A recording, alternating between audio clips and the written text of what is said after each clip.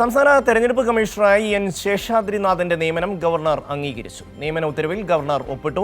കോൺഗ്രസിൽ അഭിപ്രായ ഭിന്നത ശക്തമായ സാഹചര്യത്തിലാണ് നിയമനത്തിന് അംഗീകാരമായത്. നിയമനത്തിന് UDF പിന്നീട് വലിയ വില കൊടുക്കേണ്ടി വരുമെന്ന് PM നിയാസ് പറഞ്ഞു. സംസ്ഥാന തെരഞ്ഞെടുപ്പ് കമ്മീഷണറായി എൻ ശേഷാദ്രിനാഥന്റെ പേര് കഴിഞ്ഞ മന്ത്രിസഭായോഗമാണ് തീരുമാനിച്ചത്. ഔട്ട് ഓഫ് അജണ്ടയായാണ് മന്ത്രിസഭായോഗത്തിൽ മുഖ്യമന്ത്രി നിയമന വിഷയം അവതരിപ്പിച്ചത്. തൊട്ടടുത്ത ദിവസം തന്നെ നിയമന അംഗീകാരത്തിനായുള്ള ശുപാർശ ഗവർണർക്ക് അയച്ചു. ആ ശുപാർശയാണ് ഗവർണർ അംഗീകരിച്ചത്. ശേഷാദ്രിനാഥന്റെ നിയമനത്തിനെതിരെ KPCC general secretary PM Niyas രംഗത്തെത്തിയതിനു പിന്നാലെ പല മുതിർന്ന നേതാക്കളും അതൃപ്തി പ്രകടിപ്പിച്ചിരുന്നു.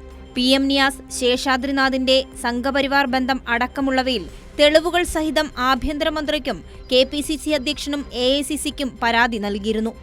മുഖ്യമന്ത്രിക്ക് പരാതി നൽകാൻ ശ്രമിച്ചെങ്കിലും മുഖ്യമന്ത്രി നിയാസിന് സമയം നൽകിയിരുന്നില്ല. ഹൈക്കമാൻഡ് വിഷയത്തിൽ ഇടപെടുകയും ദീപാദാസ് മുൻഷി മുഖ്യമന്ത്രിയുമായി ആശയവിനിമയം നടത്തുകയും ചെയ്തു. ഈ സാഹചര്യത്തിൽ നിയമന വിഷയത്തിൽ പുനർചിന്തനമുണ്ടാകും എന്നതായിരുന്നു കോൺഗ്രസ് നേതാക്കളുടെ പ്രതീക്ഷ. എന്നാൽ നിയമനം എത്രയും വേഗത്തിൽ നടത്തണം എന്നതിനുള്ള നീക്കമായിരുന്നു ലോക് ഭവനുമായി ചേർന്ന മുഖ്യമന്ത്രിയുടെ ഓഫീസ് നടത്തിയത്. അതിന്റെ ഭാഗമായാണ് സർക്കാർ ശുപാർശയിൽ ഗവർണർ ഒപ്പുവെച്ചത്. എന്നാൽ താൻ പറഞ്ഞതിൽ ഉറച്ചു നിൽക്കുന്നതായി PM നിയാസ് പ്രതികരിച്ചു. UDF ഭാവിയിൽ ഇതിന് വലിയ വില നൽകേണ്ടി വരുമെന്നും നിയാസ് പ്രതികരിച്ചു.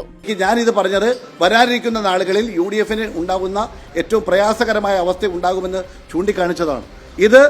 ഈ തീരുമാനം വന്നത് UDFനെ സംബന്ധിച്ചിടത്തോളം ഏറ്റവും വലിയ വില കൊടുക്കേണ്ടി വരുമെന്ന് പ്രതീക്ഷിക്കുന്ന ആളാണ്. ആ വില വരും കാലങ്ങളിൽ അത് UDF ഏറ്റുവാങ്ങേണ്ടി വരും. കൂടിയാലോചന നടത്താതെയുള്ള മുഖ്യമന്ത്രിയുടെ നിയമനത്തിൽ കടുത്ത അതൃപ്തിയാണ് കോൺഗ്രസിനുള്ളിൽ നിലനിൽക്കുന്നത്.